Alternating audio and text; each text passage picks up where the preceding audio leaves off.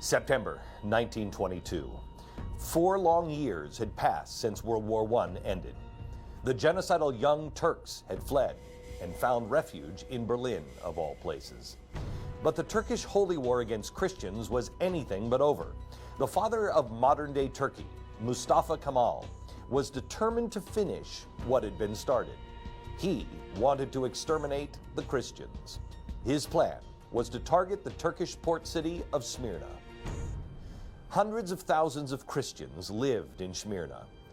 The Greek military was based there to provide protection. But when Kemal's army advanced, the Greek military abruptly vacated the area. With nothing standing in their way, Turkish soldiers marched undeterred, straight into the Armenian and Greek sections of the city. It was a gruesome scene. Men, women, children, none were spared.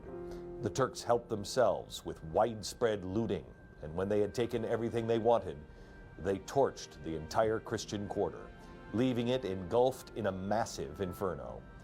The fire would later be known as the Great Fire of Smyrna.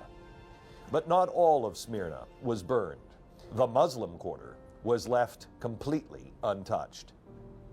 Those that survived the initial onslaught quickly realized their options were few. They fled to the port as both the flames and the Turkish army pushed the remaining thousands toward the water, leaving families faced with the cruelest of scenarios. They were cornered.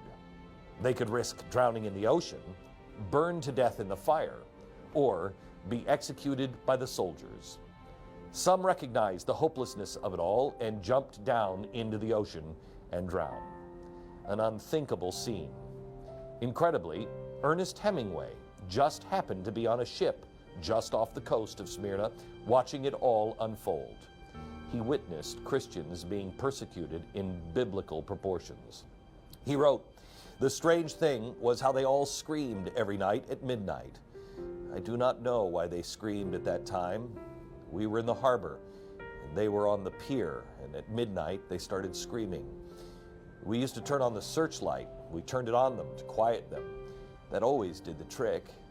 We'd run the searchlight up or down 2 or 3 times, and they stopped it."